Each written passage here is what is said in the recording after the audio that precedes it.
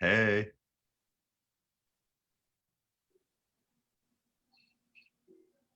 are you there, Lawrence? I am here. What's going on? Hey, How you doing? man, I'm doing so good. Wow, it's great to see you. Yeah, man, it's been a minute. When was the last time we hung out? Was it in Colombia or something like that? Oh man, yeah, and Peter with Peter. Yeah, you guys drove Yeah, up. that was the last time when I you, think when you that were was the supposed to last live time I here. actually saw you in person. Yeah. Yeah, So yeah, it's been a minute. I totally forgot about that time too. Yeah, hmm man, yeah.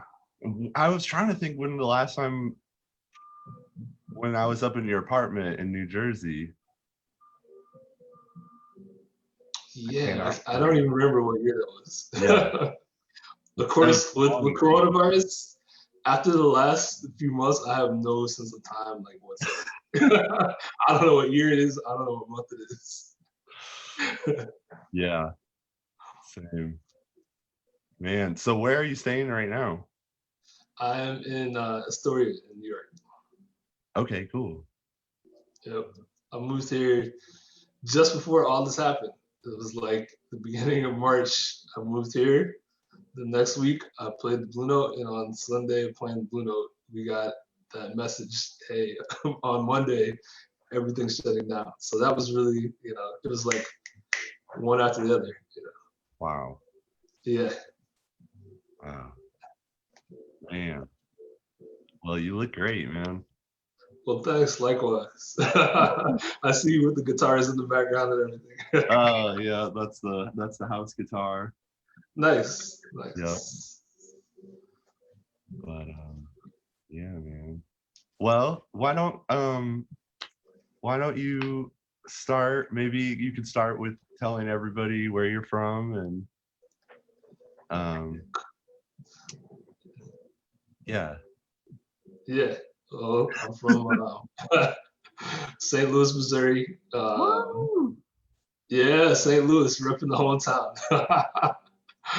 By way of Boston and now New York.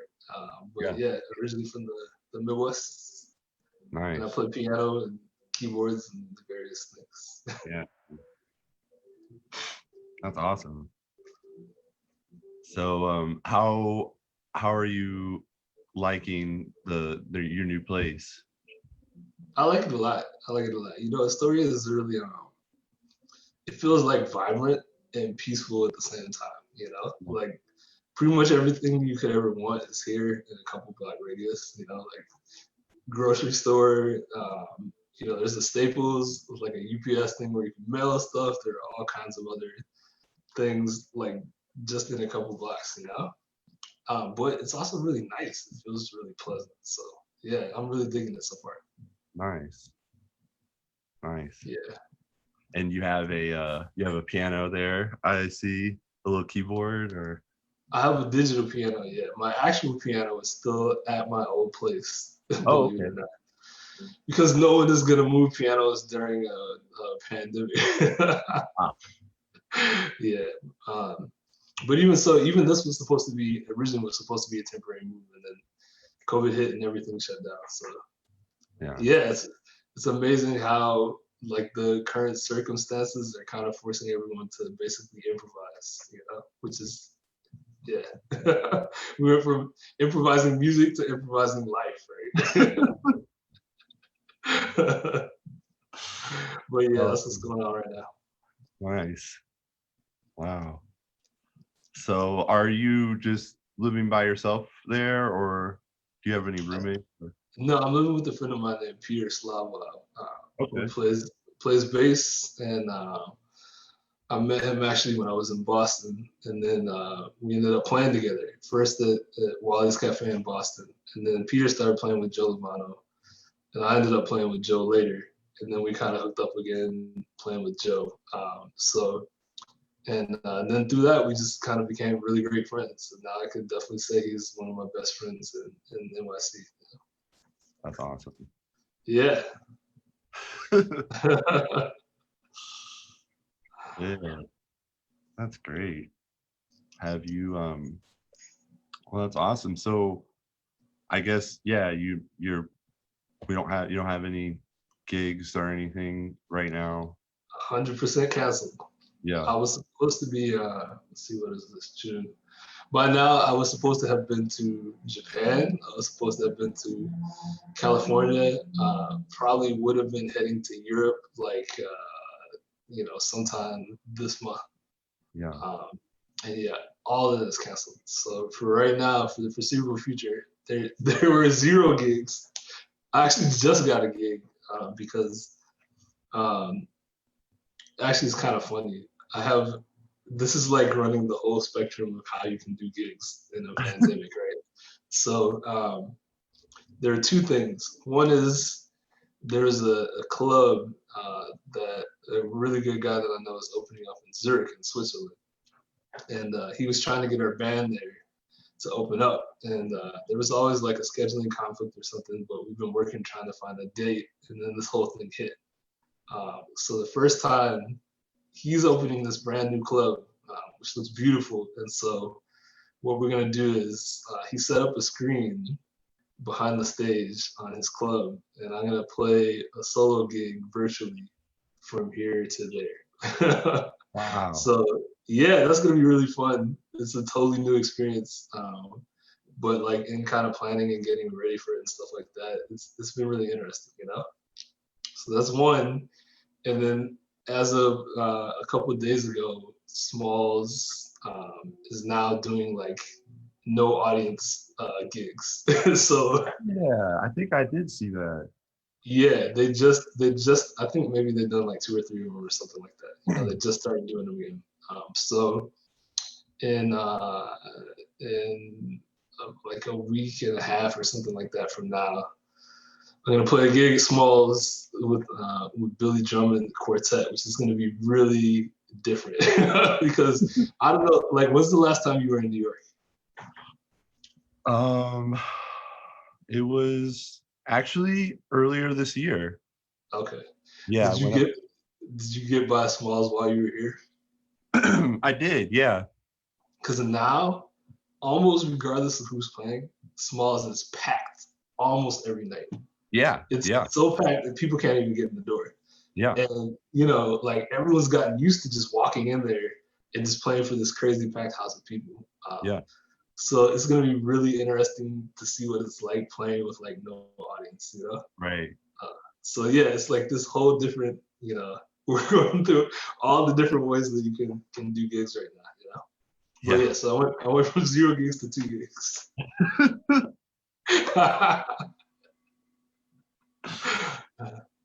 Oh, weird. Well, wow. Well, I'm glad you got a couple things coming up. You know, that's great. Yeah, well, you know, it's kind of like take what you can get at this point, you know, Yeah. because the vast majority of touring work is canceled, and you know, it's not like everyone else's business where you know if you work at I don't know if you work at an office building or something like that, you know, like when they in the lockdown and they open everything up, you can go back to your office building and go back to work. But in live music, everything has to be booked in advance. And so what that means is even once everything opens up for everyone else, it's not going to open up for us, you know, because you can't be like, hey, everything's open again. You know, want to bring your band to Europe next week? You know what I Yeah. mean? Like that has to be planned out. Like the budgeting has to be done. You can get plane tickets and flights and everything like that. And so the actual touring business is not going to start again really until 2021 at the earliest. So yeah, even you know, as musicians, it's like we're especially touring musicians, we're dealing with like a different reality even than everyone else that's trying to get back to work. Right. Right. But you know, it's important. Like there's nothing more important than people's health because if you don't have that, you don't have anything. You know. Right. So Yeah. yeah, it's like this balance of like being being thankful for the fact that we're trying to save people's lives, and at the same time being like, oh, I can't wait till I can play a gig with actual people there. Yeah. I know. Yeah. But yeah, Man. that's the deal. Well, that's awesome. So do you get to play with I'm sorry, I already forgot your roommate's name again. You said Oh, Peter. Peter. Yeah. So that's easy. Okay, I should be able to remember that. Yeah, I mean, we haven't actually played since I've been here, you know, um, which is mostly because I've been spending the vast majority of my time practicing, you know, Yeah. just working on stuff. I just figured if we're gonna have this time where basically you can't do anything else, Right. I was trying to figure out like what's the best use of this time that I can make, and I just decided I'm just gonna take this time and try to take everything up to a new level, you know. Yeah. So yeah, I've just been kind of working on stuff on my own a lot. That's awesome. Okay, well, um, yeah, I did have a video that I wanted to play. And it kind of ties into what you're just talking about. So, Nice. you've been posting some stuff on Instagram that's been really killing. So, I wanted to play that Airgen clip if that was cool. Cool. Okay, Sounds great. sweet. Let's play it.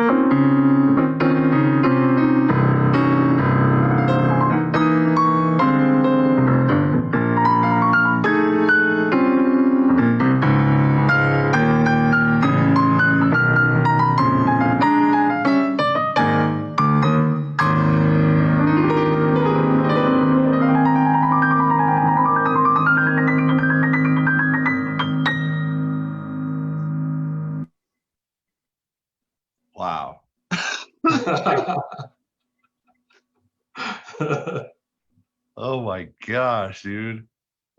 I love that. Oh, thanks. Man. Yeah, that's really cool that you've been putting out videos and stuff of you shedding and stuff. Yeah, well, it's a way for me to really kind of challenge myself, you know? Yeah. So I think like one of the most important things for musicians in this current era um, is not becoming complacent, you know? Because I feel like a lot of musicians from past eras, like because being being commercial wasn't a thing that happened until later. They all kind of pushed themselves farther because they were just practicing to sound better, if that makes sense, you know? And I think that now there's a temptation to almost stop developing because you get a lot of attention even from the time you're very young because we have all these ways to get the word out, you know? And so for myself, I wanted to make sure that I don't get complacent with where I am, you know? That it's not about how much attention that I can get from other people, but it's just me versus myself, you know? Yeah. Like, how much can I do to grow as far as I can possibly grow, regardless of everything else, regardless of, you know, a biography, bullet points, and regardless of accomplishments, regardless of awards or anything else like that, you know? Yeah. And so putting videos out is a great excuse for me to do that. Yeah. Yeah. Yeah. So how can I ask you, like, how much time are you spending at the piano right now? Like, kind of like how many hours Oh are man, you spending at the it can be a lot right now because there's nothing yeah. else to do. Right. Yeah. Right. I mean, I've really been making an effort to take this time and like not not do things that I know I would normally do to kill time that just waste time, you know? Yeah. So Right. I've not been watching a lot of Netflix, you know Right. what I mean?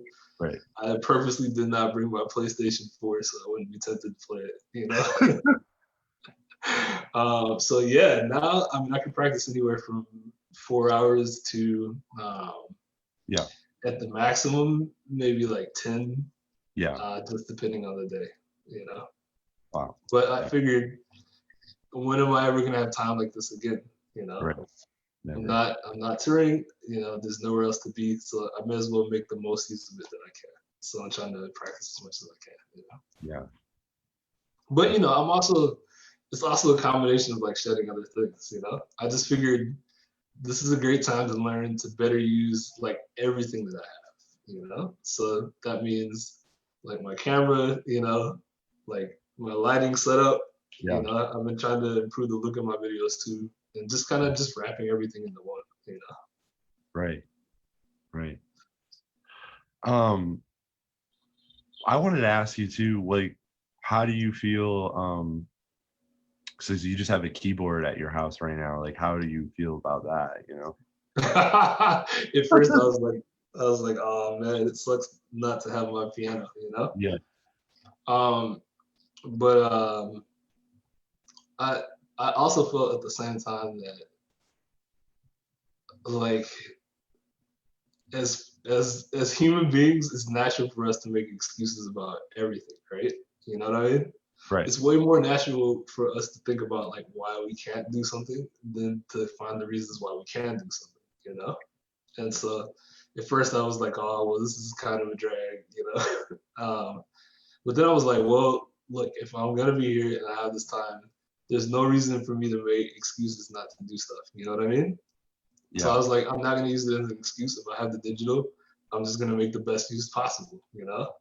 I'm gonna try to record it as best I can. I'm gonna just say this is what I got to work with, and so let's do it. Let's go. So that's kind of like the theme of the lockdown theme for me. Is to not let anything distract me right now or stop me, but to just kind of go for it. Yeah, man. Yeah. Wow. Um, That's great. Well, thanks. Because I mean, it kind of ties into what I was saying before, but I feel like, you know what I mean? Like in your life, no matter what it is you're doing, whether it's music or some something else completely different. Um, like there's probably where you are now and like where you might have thought you could get to, and then there's where you could actually get to. And usually there's a big difference between those things. And they're little things that kind of keep us from making progress to actually really fulfill our true potential. And I don't mean like some crazy, like you need to like burn incense and like visualize and all, you know what I mean? But I mean just like practical stuff. Like number one, like making excuses for yourself, being like getting up and being like, man, do I feel like doing this today? Or do I feel like practicing this today? Or being like, oh man, that's too hard, I can't do it. You know what I mean? And Yeah. or it could be just other people's attitudes about you, like maybe you grew up around people that were like, this person's good at this and this person's good at that. You just thought, oh man, like this guy's naturally talented and maybe I'm not. You know what I mean? And so what I've been learning more and more over time is that, man, we don't get to even like 30% of what we're really capable of unless we take all those excuses and roadblocks and just move them out of the way. Right. You know? Right. And so yeah, it all kind of ties into the same thing. Yeah. Man. And it's been really exciting because now I feel like if I'm not holding myself back artificially, I can see what I can really do. Yeah. Right. So yeah, it's fun too. So I know I wanted to kind of keep talking a little bit about the practicing, if that was cool. Like, I know you said you were, well, you can post like, you posted a video of you like transcribing some Art Tatum, which is ridiculous. And so what specifically, I mean, are you just shedding tunes too? Like, I mean, obviously you are, but like, I don't know what, I guess, yeah, what kind of other things have you been practicing? Yeah, I mean, I said I'm practicing everything. Yeah, right. But that's kind of how music Obviously, is, especially on piano, right? It's like you got yeah. so many different areas to cover, right? You've got tunes, you've got copying, you've got language, you got solo piano, you have all this stuff. And Yeah. so as much as I can, I've been trying to tie things together in a way that I can practice multiple things at a time that are all connected, Like if I'm gonna practice a tune, then I can also practice solo piano arranging at the same time, Right. Obviously it's convenient now since it's just me here. Right. Right. And then that also lets me maybe practice comping at the same time. Yeah. Right. I can practice like different harmonic approaches that I can move through that same tune. Right. Or whatever. So I'm doing a lot of trying to combine multiple things into one. Like for example, even if you look at the Airgen, basically I was trying to figure out how to better challenge myself in playing that tune. Because this is a short aside, but basically like I feel like, especially when it comes to playing standard repertoire, part of the reason that people never get as far as they can get is that they say I learned the song and then they're done. Right? Right. And every time you play it, you might use different notes, but your concept that you use to play over the tune never changes. Right? If you play Airgen 100 times, right, it's not going to be that different. You might get better at it, right? But how you approach that tune doesn't change, And for me, I took everything that I felt I needed to work on and I was uncomfortable with and put all those things into a few minutes so that I could use the tune to work on stuff that's different from me, right? Like I was not balanced in playing Airgen between the left and right hand, right? So I was like, well, what can I do? Well, maybe I can split the melody up between the left and the right. I can split the improv up, you know what I mean? Yeah. And do different things. Or like arrangement wise, I was like, I want to figure out how to use the full range of the piano when I play it instead of just playing, chords with the melody over it, stuff like that. And so because of this kind of gets back to what I was saying earlier, is that almost everything you play can be a vehicle for like everything you want to practice. And so, I was listening to some classical music, um, some Gershwin, and I heard some stuff, and I was like, oh, okay, that's kind of interesting how I use the piano, so it'd be interesting to fold that in. And so I folded it into Airgen. You know what I mean?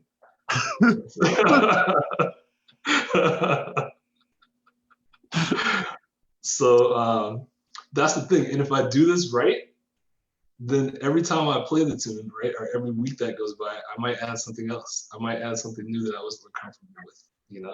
I might add something that I couldn't do before, and instead of just not doing it, I purposely do it so that as I play the tune over years and years or weeks and weeks, it evolves into something new.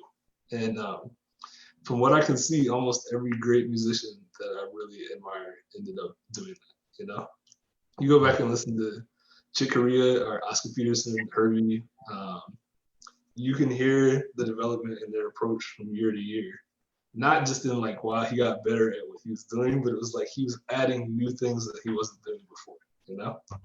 Right. And so that's my goal now, to kind of do that with like everything I play. Yeah. Wow. That's amazing. Dang.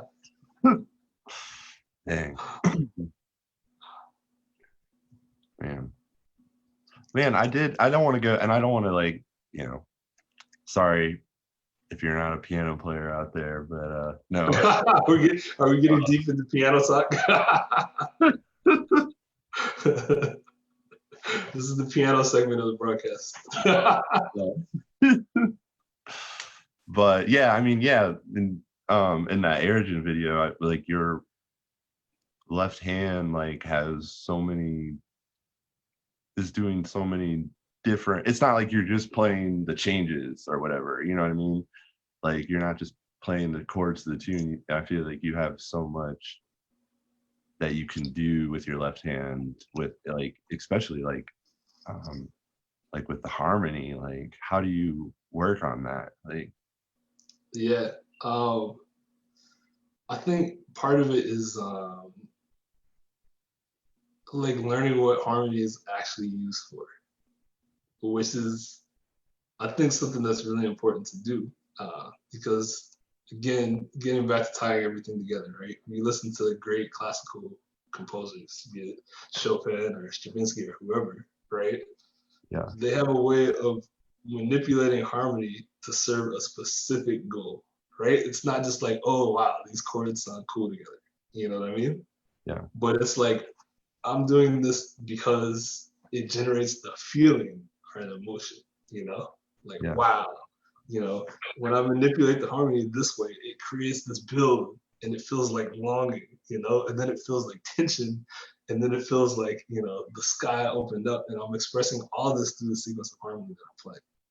And right now, I think a lot of musicians, especially young musicians, have a tendency to prioritize their number of compositional choices over how they use them. Meaning, people are just stringing together all kinds of interesting harmony. It's like, all right, like what chord haven't I used yet in this tune? Or like, what time signature haven't I put here yet? All right, let's do it. And that's great for a challenge. But I think that if you look at most of the music that leaves a lasting impact on people, it has both, right? When I check out Chopin, there's stuff that's going on technically that's amazing. There's stuff that's going on harmonically that's really interesting. But it's built off of a song form. There's something tying it all together. There's development from one part to the other. There's emotional development, right? And I can hear the melody on top of all of that. And sometimes the melodies are fairly simple, right? It's not like, there are lots of Chopin compositions that you can sing, right? If you took all the crazy accompaniment out from under it, you could just sing the melody. It's beautiful. And so the way that people used to use harmony is as embellishment for specific purposes. And so getting back to Airgen, right? It's not a super complicated tune. But there's all this room to move the harmony inside of it in a way it's not completely non-functional, but it's also not completely functional, right? It's not exactly what you'd expect, but it's still serving the same purpose that the original composition served, and that all the pieces of it serve in the way that they add it together, if that makes sense. Wow. So basically what I'm saying is you can take things and stretch them and bend them and pull them in all kinds of different ways, right? Without completely changing the form or anything like that. But there are a million harmonic possibilities that you can use. And pretty much everyone who's like considered like jazz masters is able to do this, you know? Yeah. Everyone from, you know, if you listen to Herbie and Chick, they can play a tune that everyone else plays and it doesn't sound like it sounds when everyone else plays it. And so tying back into what I said earlier, I feel like a lot of us are not getting to that kind of master level because we're skipping that. We're like, okay, I know origin. Now I'm gonna write my own tune and put my own chords everywhere. You know what I mean? And I think it's good to develop that skill, but I also think it's good to be able to develop the skill of starting with the same thing that everyone else is playing, the same framework, and having freedom within it to go a million different places. And so with origin specifically, that was what I wanted to do with it, you know? But not just that tune. In general, I want to be able to do that, you know? To take a basic framework and just go lots of different places. Right. But the key, again, at least for me, is paying attention to what the harmony is being used for. Like, why am I doing this? I'm not just doing it to put cool chords in. I'm doing it to build tension. I'm doing it to create suspense, right?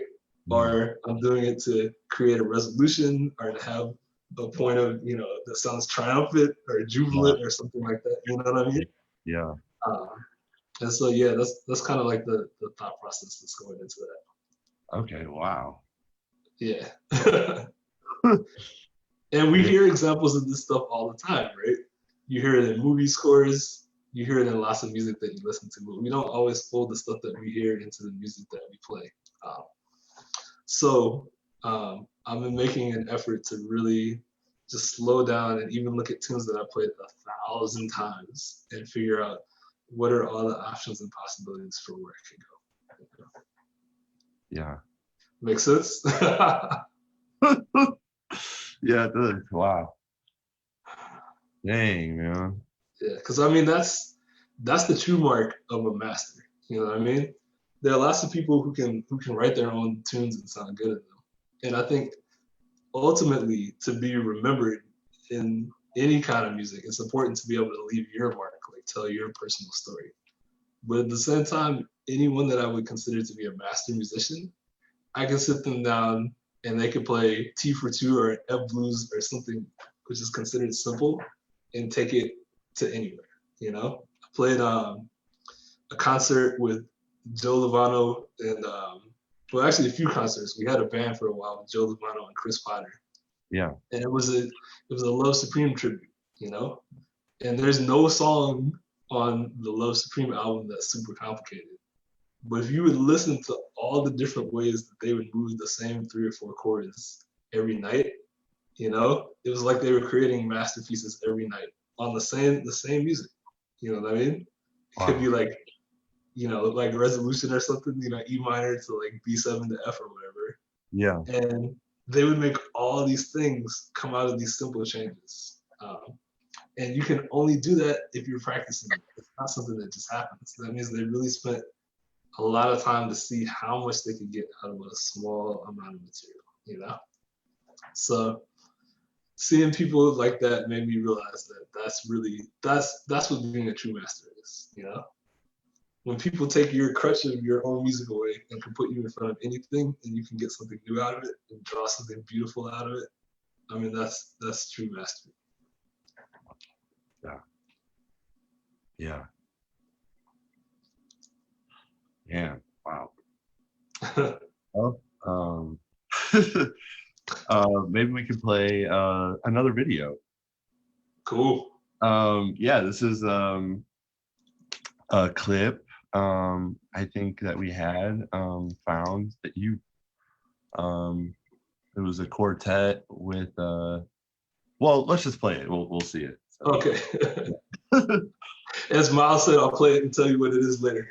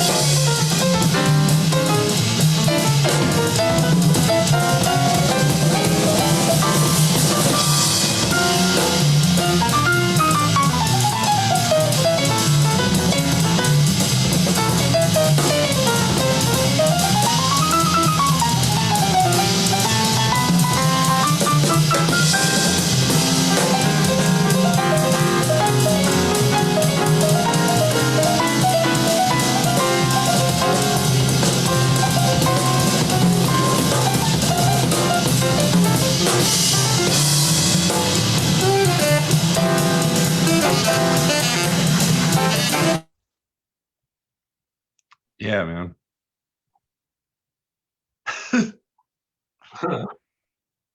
Amazing. So wait, so where was that? That was in a place called Cafe 939, which Okay. is also called the Red Room, which is sort of like code word for the place at Berklee College of Music where they broadcast the Checkout series.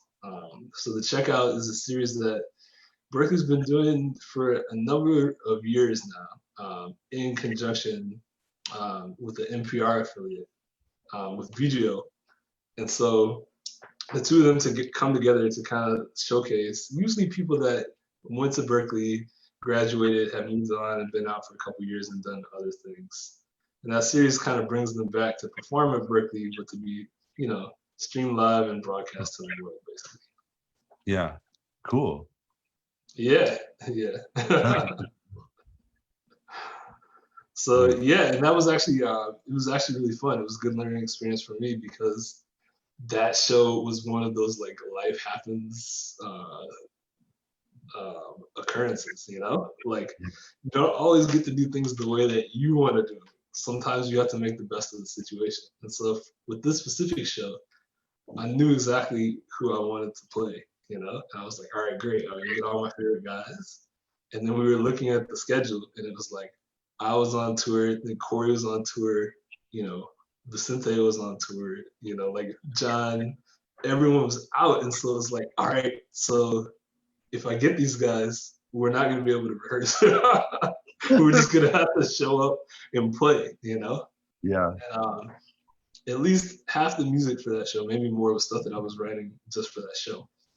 And so it was kind of like this balance between you get the guys that you want and can't rehearse, or maybe you get some other guys that you can rehearse, but it's not the group that you wanted. And so Right. we decided to go ahead and do it. We showed up to sound check and we rehearsed the music, and we killed it. Yeah. Yeah. But it's just one of those things where it's like, you have to take whatever the situation is and get the most out of it that you can. And, Berklee was really great about taking care of us.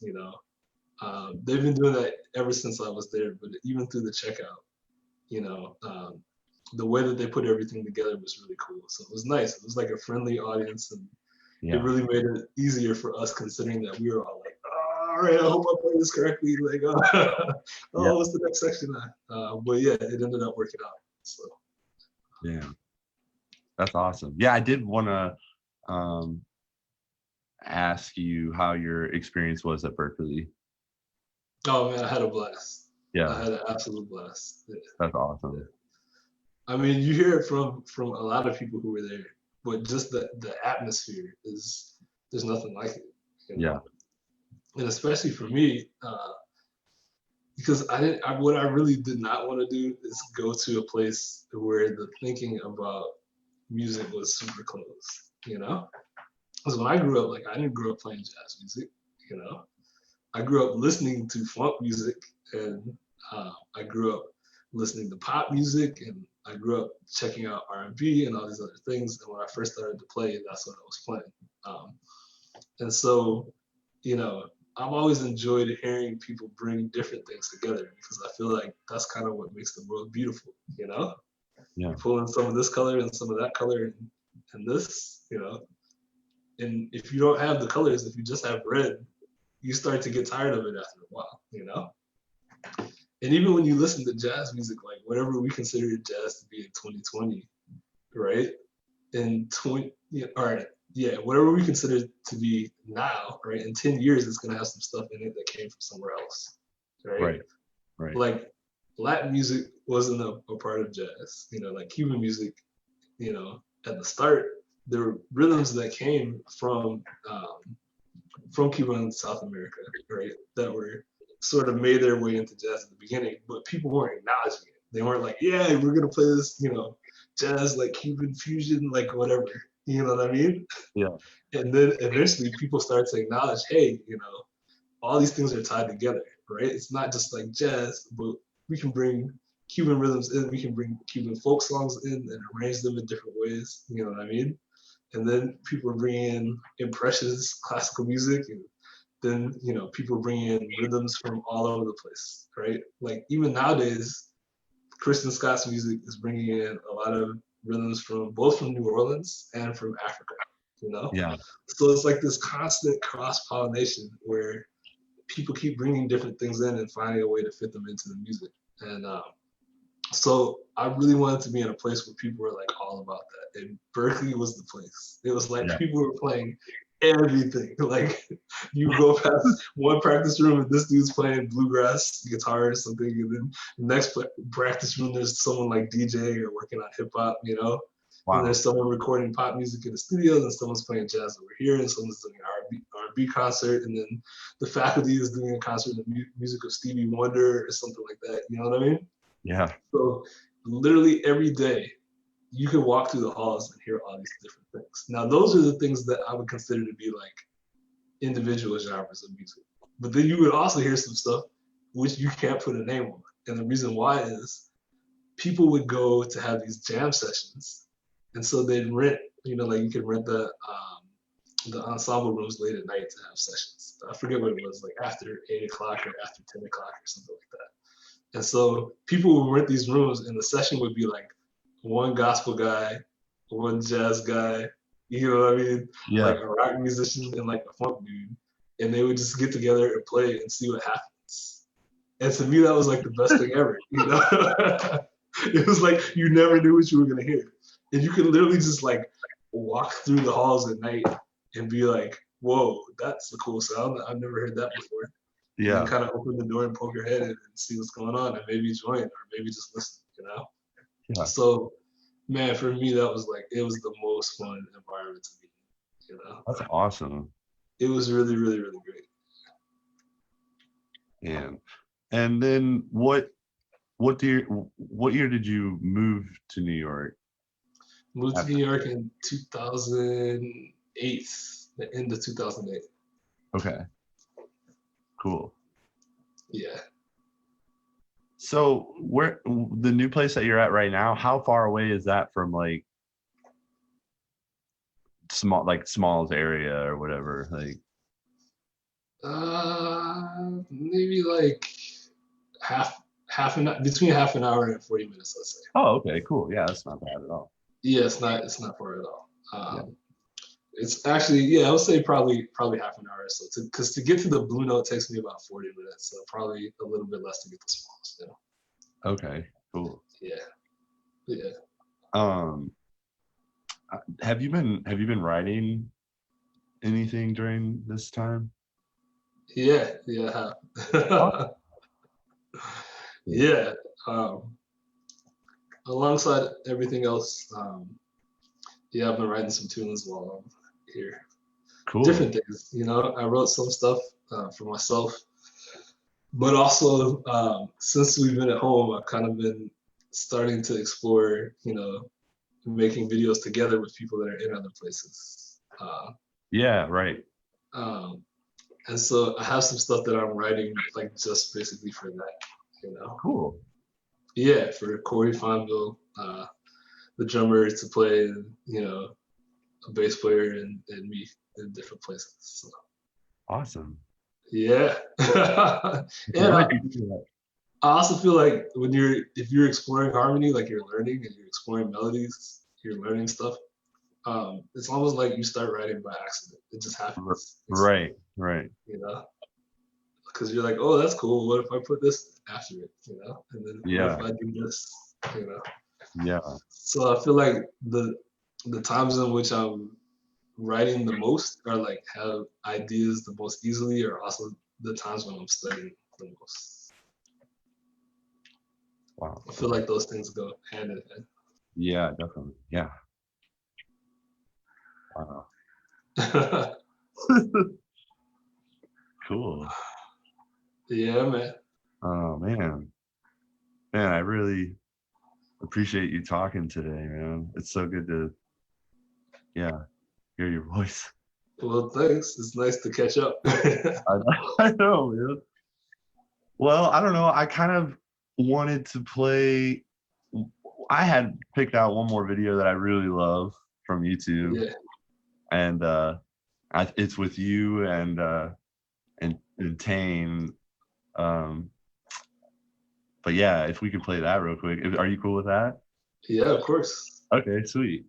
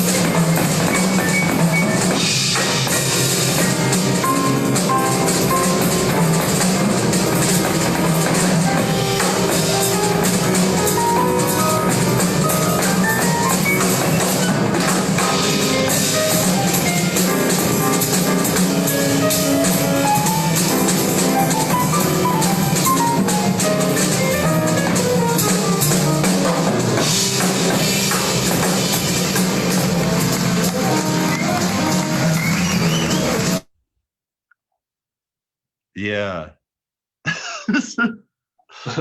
I love that video, man. Yeah. Where was that at? That was in Amsterdam at the Bim House. Wow. Yeah, it's one of the best jazz clubs in the world. That's one of the best jazz clubs, you said? Yep, almost anyone I know that's played at the Bim House, every single time, they always say what a special place it is. Yeah, Wow. because it's hard to describe, but the room is like perfect. It's not too big, it's not too small, and it feels like the audience is sitting right there with you, you know?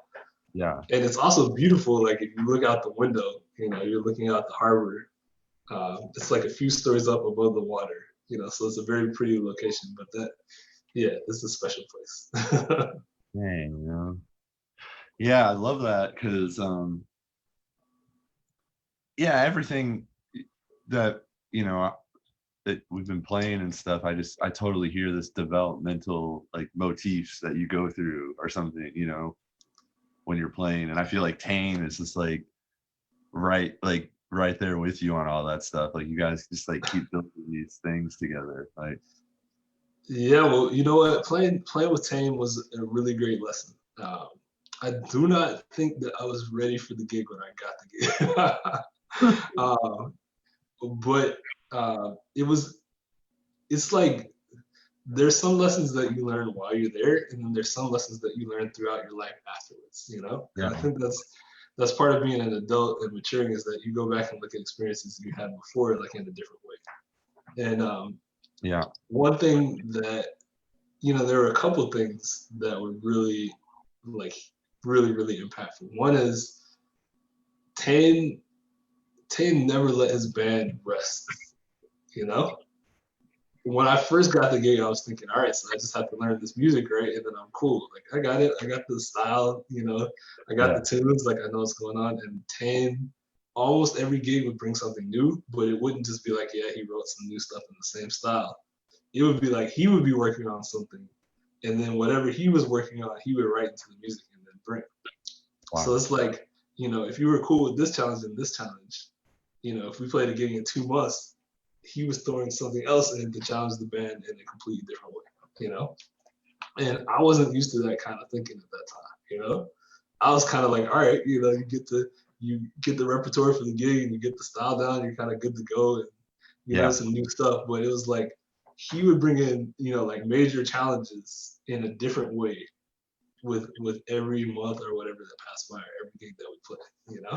How, So like, if you were on the road with him, how would you like get it down? Like, I mean, you do your best. I mean, maybe grab the music a little early and try to get the piano before the gig or whatever. But yeah, right. Yeah. also, yeah, we worked out a lot of stuff at sound checks. Yeah. Right. And sometimes on the gig, like, Tane was and still is a real explorer. You know, he will try some stuff that he's not sure. Like, some people only play stuff if it's going to be polished. They're Yeah. like, all right, let's rehearse 8 times and get every note perfect, and then we can play it on the gig. Tane was like, we'll try it on the gig, and maybe it'll work, and maybe it'll be a train wreck, but we're going to go for it. Yeah. And a couple times, if something wasn't right, he actually would stop the tune and Really? like talk through it. Yeah, he talked through it for a minute or so, and then start again. He was that kind of guy. It was Like like, on the gig? Like, yeah, like literally on the gig. But to him, it wasn't about trying to appear perfect. It was about growing. Like, he was trying to get somewhere. yeah. And so, yeah, he wasn't afraid to experiment on the gig. He would be Wow. like, I don't know if this is gonna work or not, but let's play it. Yeah. And yeah, that's something that I really took from him. And then the other thing, getting back to lessons that I was talking about, like, that you kind of learn over time after an experience. One of the things that I didn't get back then, but I do get now, is the concept of, like, shoe filling. You know, Of what? shoe filling, Oh, yeah. which means, you're not just on the gig because you play piano, but when you're playing with someone who comes through a history of their own, friendships that they made, relationships that they made, bands that they were in, you're also filling the shoes of whoever came before, you know? And for a lot of these guys, especially that generation, but also other generations, I've noticed that they tend to hire people that have qualities of the people who they loved or played with before. Right. Yeah. And so, with Tane, that was Kenny Kirkland. Yeah. That was his guy. And Yeah. so, I think at the time, when I talked about, like, continuing to push yourself, part of the reason that Marcus Strickland was on top of his game when he was playing in that band is because he was filling Bradford Marsalis's shoes. Like, that relationship existed before Marcus's relationship with Tane. So when he was walking into it, he was conscious of the fact that, hey, I'm not just here to play saxophone, right? Because it's a quartet and we need a saxophone player, but I've got to come after this guy and really kind of, like, fill his shoes for what this music is. Now, not in a way where you just become a clone of that person, but in a way where all these different beautiful qualities that that person brought to the musical relationship that they have with someone, you also learn how to incorporate those things so that you're not lacking something. And that is really deep, right? When you think about who some of these people have played with, and who they're just not even on the bandstand, but who their friends were, who they were hanging out with. You're talking about some people that were considered like giants of the music for their time. And so I think now, looking at things more that way, has really helped me to understand that a gig is not just for you to be there and play your stuff and and show off and be cool, you know? But it's also about incorporating the parts of a musical relationship that someone is looking for. And they're usually things that they've found playing with other people, you know? Yeah. Which, yeah, it's kind of cool. It's like things really get passed on, but they don't get passed on unless you're paying attention. You know what I mean? Yeah. So, yeah, and I think that concept now is expanding out to the rest of everything I do. You know, that I'm conscious now that, you know, that's how life works, right? We lose people over time. Like we just lost McCoy. If McCoy passes, and after McCoy, we have a bunch of McCoy imitators, you know what I mean? Who play like canned versions of his language, but never really get as deep into the stuff as McCoy was, then we lose something. You know what I mean? Huh. There's something that you can't replace unless you go in and really do the work to see the music that way. And that takes a lot of hard work, right? Or if Coltrane is no longer with us and no one ever gets as deep into the saxophone as Coltrane was, then there's something we don't get again. And I think when you're a kid growing up, it feels like all these legends are kind of all gonna always be with us, you know? Yeah. And as an adult, you realize like, hey, you know, people are moving on. So the responsibility kind of falls to us to like take that flag and hold it up, you know? Yeah. So it's challenging and it's also exciting, but that's the way that I'm trying to look at my playing now, right? It's not just can I impress my peers? It's not just can I, you know, can I get followers or whatever? But it's like, can I get to a place where I can really hold up a part of the piano legacy? And if it's not as big of a part as you know those people, at least I'll be able to say, you know, that I'm becoming part of a lineage rather than just playing the music. And that's kind of my goal. Yeah. Man. Wow. Man, that's amazing. Well, yeah, I can. And I say this having lost even people that were closer to me, you know, like, you know, Mulgrew Miller was really like, he was almost like an uncle to me, you know. He would call up and check on me, you know, if I was on the gig with someone who played with him. Like Really? he used to call. Yeah, I used to call with Rodney Green, and he would like call Rodney and ask about me and stuff. You know, he was just like a really sweet guy, but like really nurturing. You know, and also like George Duke. George Duke took time out to show me things. You know, if I was curious about something, he would take me over to his keyboard setup and show me what was going on. Yeah, and Jerry Allen was really sweet to me. You know, and so when they kind of passed on, I really started to feel like, man, like all these special musicians have something where if we don't push ourselves to really step into those shoes, it just gets lost. And so those are the things that make me conscious of really trying to like expand, right? Not just, you know, my technical ability or things like that, but just the amount of music that I'm playing and how it fits into everything else. Yeah. You know? Yeah. Are you shedding any classical music right now? A little bit, not much, but a little bit.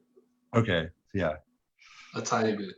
Yeah. But I'm basically approaching everything like classical music now. Right. Yeah. Yeah.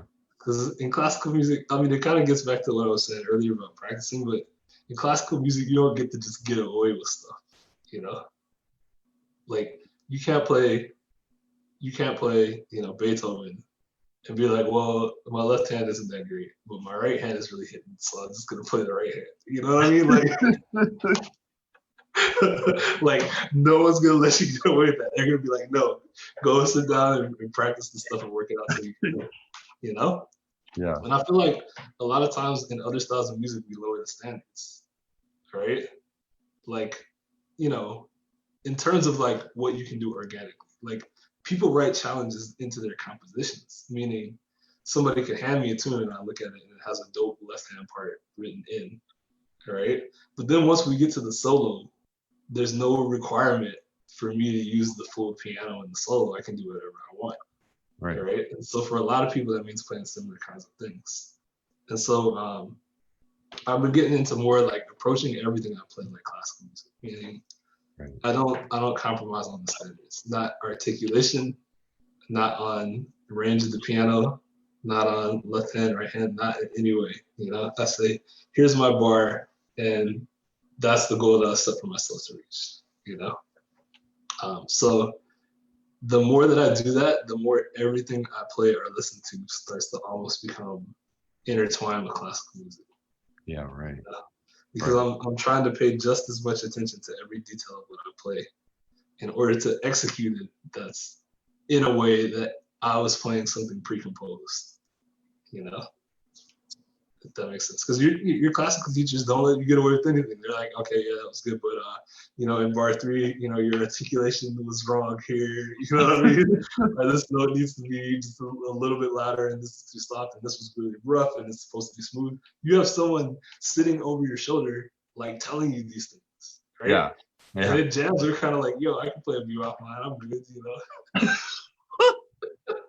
And only certain teachers are going to really hold you to that level of detail. But as a classical musician, you learn to hold yourself to that level of detail, so that when you no longer have teachers anymore, you're still doing this, right? Like if you listen to Horowitz play a piece, you're hearing years and years and years and years of knowledge, of evolution, of maturity, and little adjustments that he made to bring out really out of that same piece what he wanted to get out of it. And that could take you 20 years. You know what I mean?